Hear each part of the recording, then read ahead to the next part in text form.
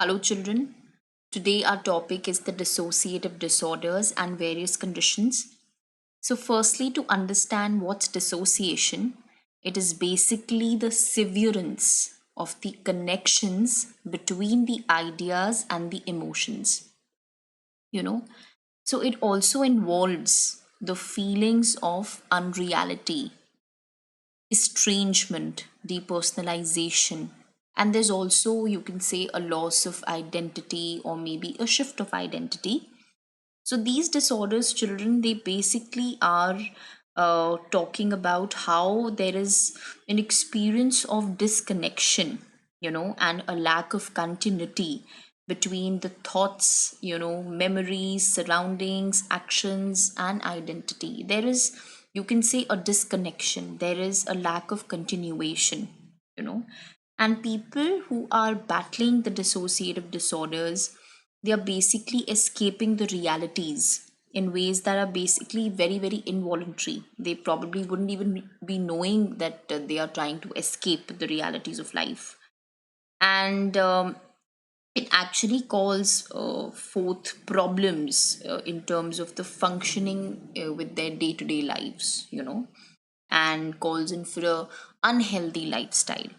So, if we talk about the dissociation further, there is a temporary alterations of the consciousness, and these temporary alterations of consciousness are basically, you can say, blotting, our painful experiences, and they are the very characteristic of these, so to say, the dissociative disorders.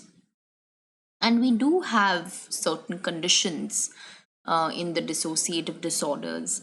So, first is the dissociative amnesia, which is the very first condition which comes under the dissociative disorder.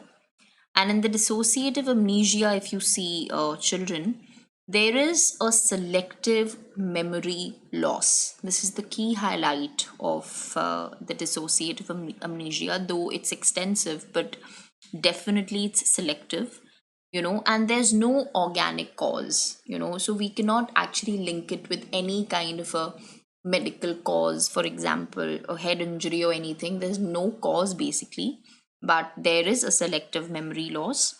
And people, they cannot remember anything about their past. That's what happens.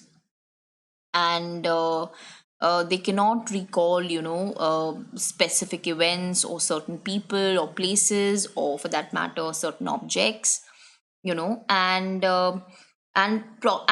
probably, like, for other events, maybe they could be able to remember, the memory would be intact, but for certain people, objects, for certain events, they don't really remember. So there is a selective memory loss that people do complain about.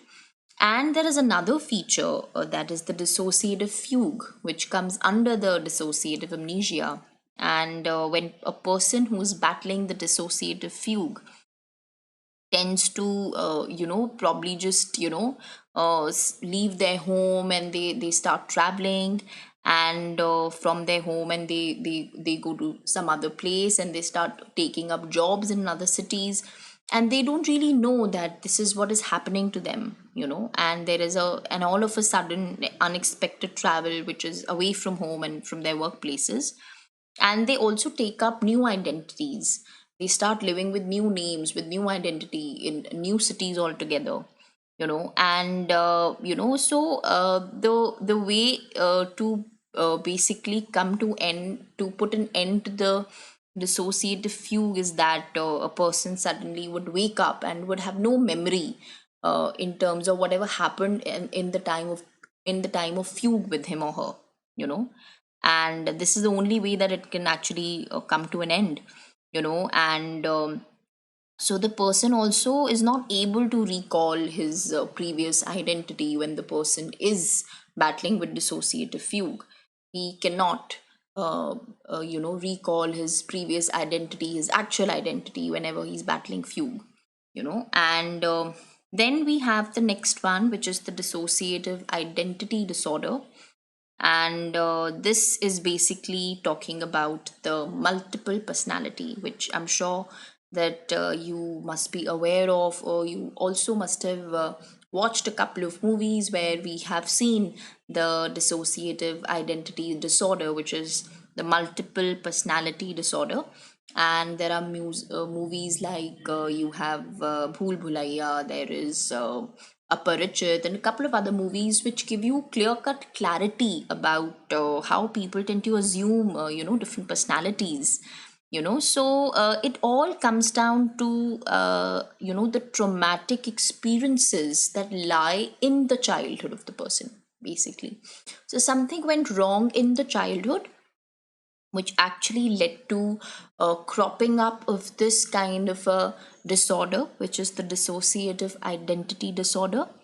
And the person has experienced certain traumatic experiences in the childhood. So, this is the cause of this particular disorder. And so the person assumes alternate personalities. So, there are alternate personalities, and the personalities may be aware of each other, they may not be aware of each other, you know. And then coming to its next type and the last type, which is called the depersonalization or the derealization disorder. And we do have certain bulletin points here.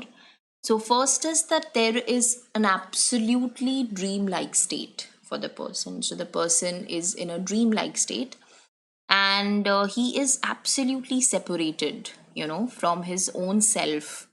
The self and the reality are two separate things. So basically there is a sense of feeling separated from self and from the reality. And so what also happens is there is an absolute change in the way the person would actually perceive himself or herself, because he is not feeling one with himself. There is a sense of separation with himself, and from the realities of life. So the way he perceives himself would also change. And there is, you can say, a sense of reality, that is in terms of